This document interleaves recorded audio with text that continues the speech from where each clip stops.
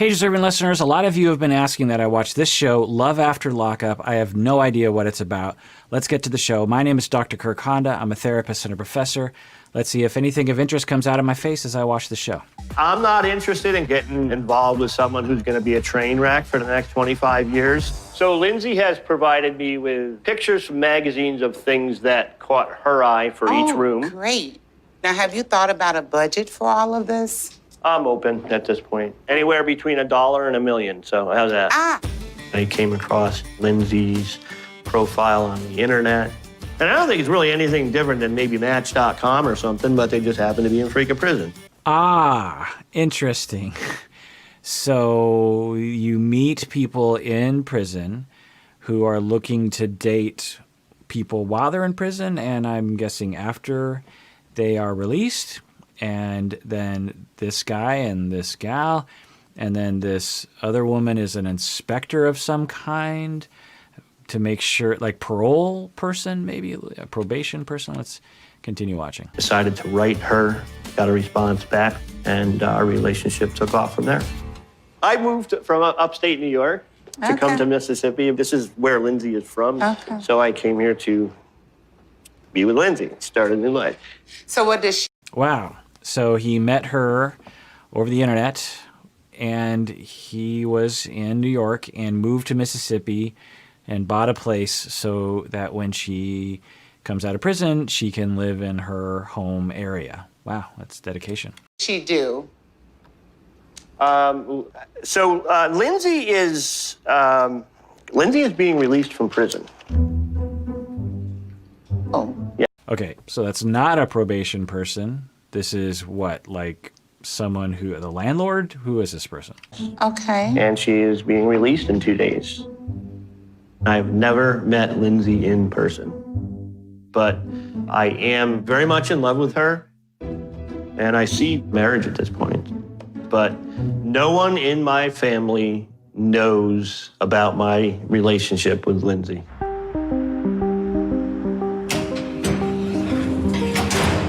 Scott is my boyfriend. We met through a prisoner dating website. I did not know that they had a prisoner dating website. I think that that's fine. We live in a free country. People should be allowed to date whoever they want to date, and that's fine. Nothing wrong with that. You know, a lot of guys want to get on and be, want sex letters right off the bat and all of that. For the first time, I was like, wow, this person could be somebody that I connect with on a deeper level than a pen pal. And he has been my support system, my financial support system. I would say Scott has sent me somewhere around $15,000 to $20,000 in the last 2 years. But he also takes care of like my daughter and helps take care of my mom if she needs anything. He has like really kept me going through my entire incarceration. Okay, interesting. So he has sent her money and helped take care of her daughter. So, it's great. We have a really big problem in our country and maybe around the world of stigmatizing people who have been incarcerated.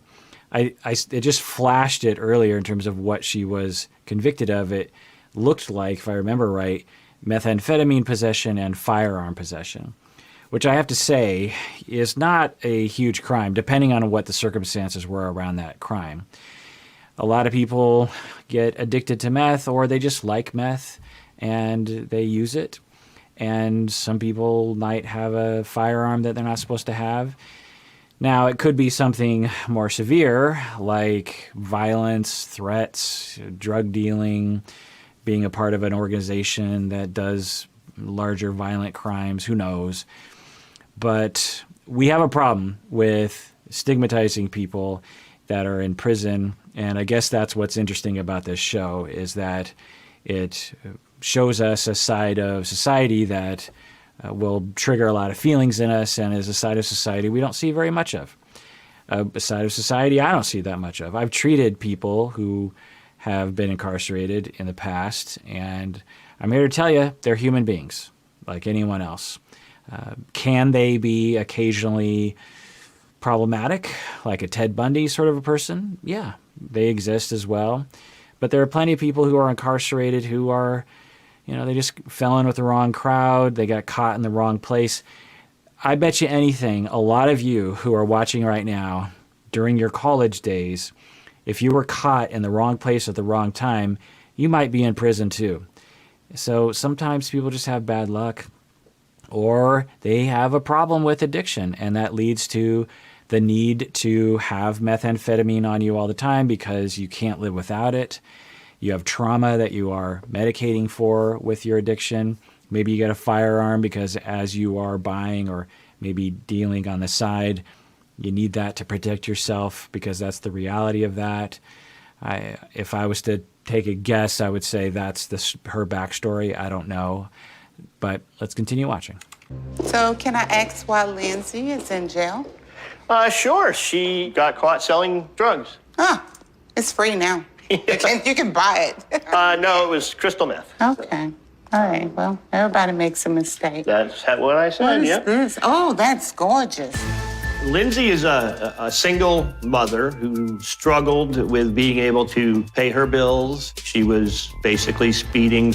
She had a substantial amount of crystal meth in the car and was attempting to outrun the police and was up to 140 miles an hour. But I'm pretty confident Lindsay will follow the rules. Okay, a little bit more data. She was speeding. The police were wanting to pull her over.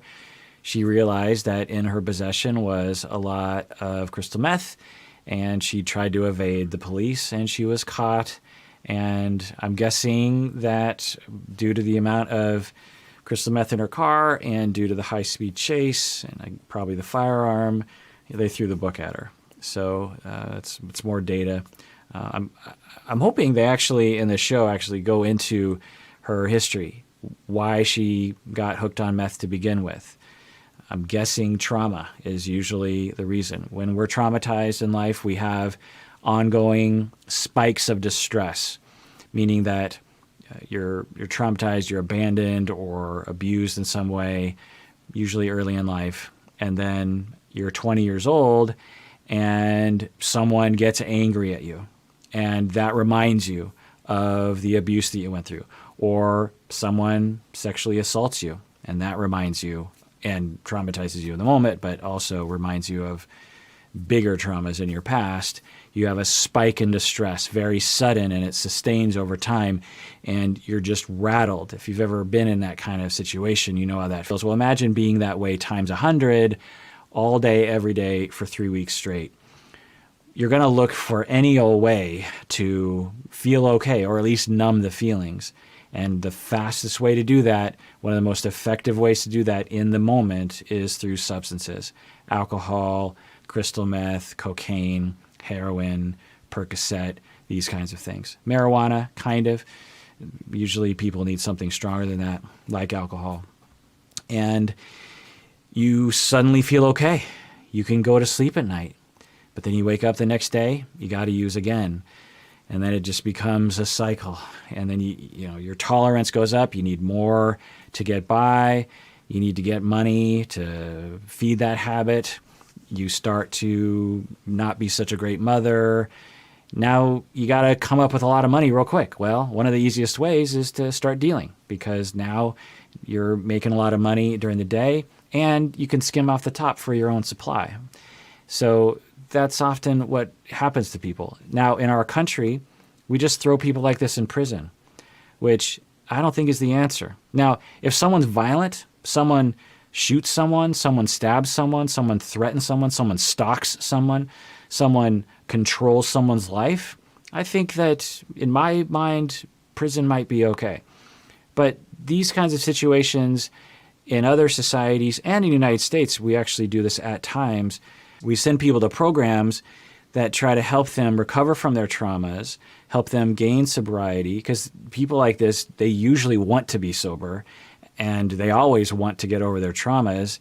And since we have an abysmal outreach towards people like this, and also when they do reach out for help, they're often not helped in the way that they need to be helped.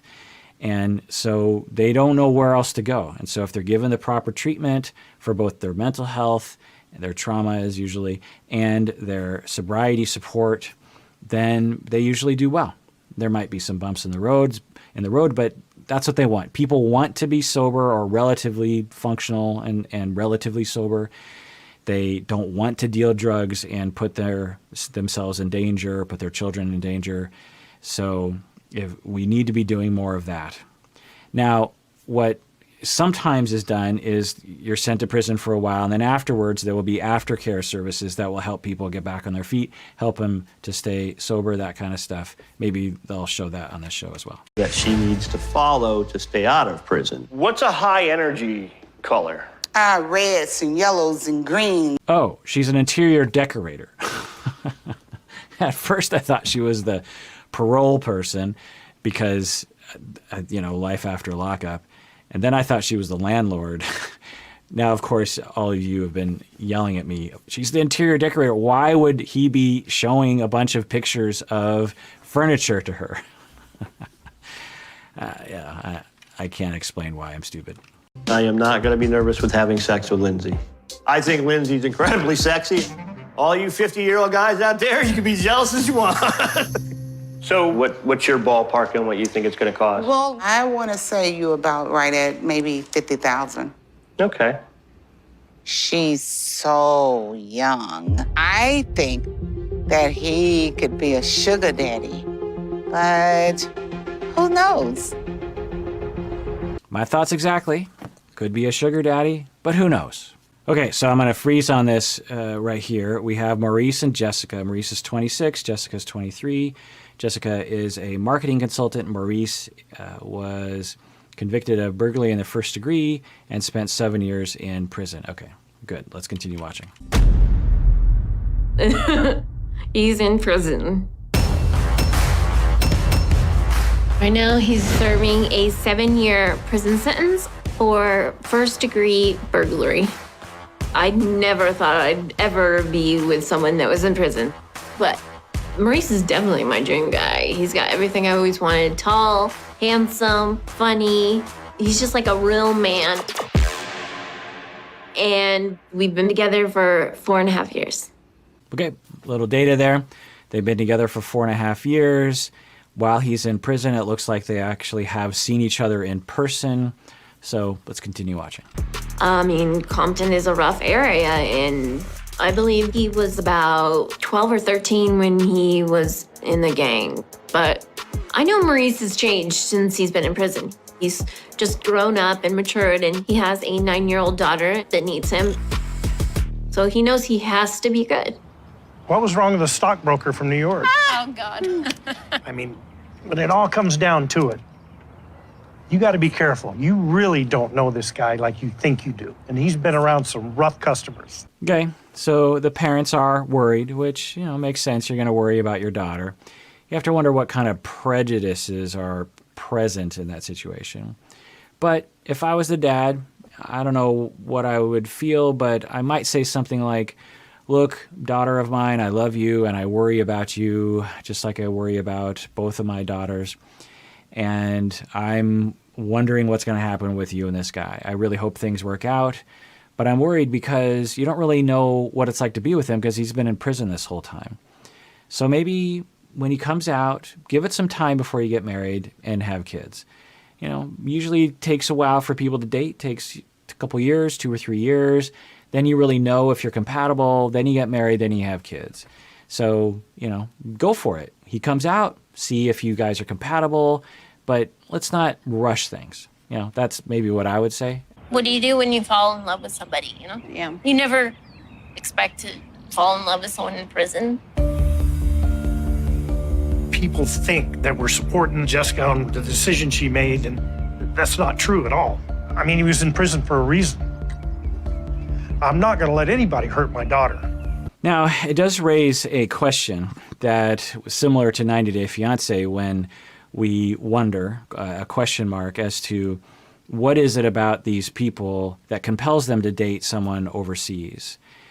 What's the common personality trait or the common circumstance that causes someone to do that? Because most people don't. Most people date people in their own town. So we would speculate about that. Now we might speculate, what is the common personality trait or the common circumstance in someone that would choose to date someone in prison? Because for most people, She said she met him on Plenty of Fish, which is one of the dating sites like Match.com. So she's flipping through different profiles. She finds this guy that she likes. She clicks on it. Maybe there's some back and forth, and then she looks into it a little bit further, and she's like, oh, he's in prison. I'm guessing for a lot of people, for a variety of reasons, they would say, okay, that's a deal breaker. I'm moving on to other people. There's plenty of fish in the sea, right? But what is it about her and these other people that makes them say, okay, I'm going to give this a try? Or maybe there's something attractive about someone that's in prison. I've speculated about this in the past because people have asked me, why would someone marry Charlie Manson in prison? Why would someone marry these other monsters in prison? Now, this guy doesn't seem like a monster. He has first-degree burglary, which is a far cry from murder and this sort of thing. But you just have to wonder, what is it about someone that chooses to marry someone or date someone in prison? Might there be something about their personality? It might not be pathological. Maybe it's just something notable about their personality. But maybe it's saying something about them. I could see a scenario where someone felt like they couldn't really trust people, and there's this interesting element of someone in prison that you know they're not going to cheat on you, or at least they're not going to cheat on you with people dating-wise, if that makes any sense. You know, you can read between the lines on that one. So you might think, this person is more secure. I know where they're always going to be. I know that they might really need me when they come out of prison, and that's appealing to me because that feels more secure. If they need me financially, if they need me legally speaking, maybe that will make the relationship more secure because I don't really trust people in the real world or, you know, outside of prison.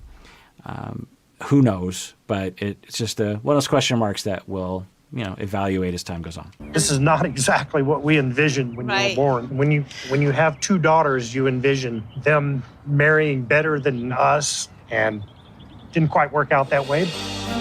Growing up, me and my sister were really close, but she cut me off as soon as she found out that I was with Maurice. And it's been like 4.5 years since I've talked to my sister last. Wow. So 4.5 years, but she's been dating him for 4.5 years. So soon after she started dating him, the sister found out and cut her out of her life. It's interesting. I would wonder about the circumstances around that. It also might point to a larger issue in this family system, ongoing conflict between her and her sister, and this was the final straw. I don't know. Let's continue watching. Would love to be able to have a real wedding because no one was there for it. That's something that has to be earned. Yeah. Yep. So Maurice and I actually got married in prison. I bought our rings online, and they were $2. So 6 months after first contact, they got married. So the advice I had earlier about waiting is a moot point. Each. When I told my parents about my marriage, my mom cried, and I don't remember my dad really saying much. He's got a lot of things to prove. It's going to be a tough road. This was the last thing I expected. I mean, I'll stand by her to the point where I see I need to step in, and then I'm going to step in. You may have been used this whole time. You never know. All right, well, that does it for that potential first episode of Love After Lockup.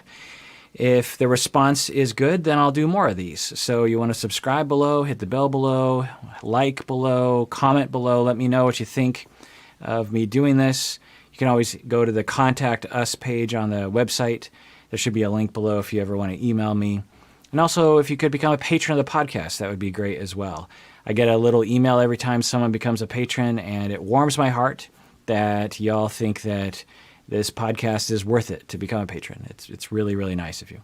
And everyone out there, please take care of yourself because you deserve it. You really, really do.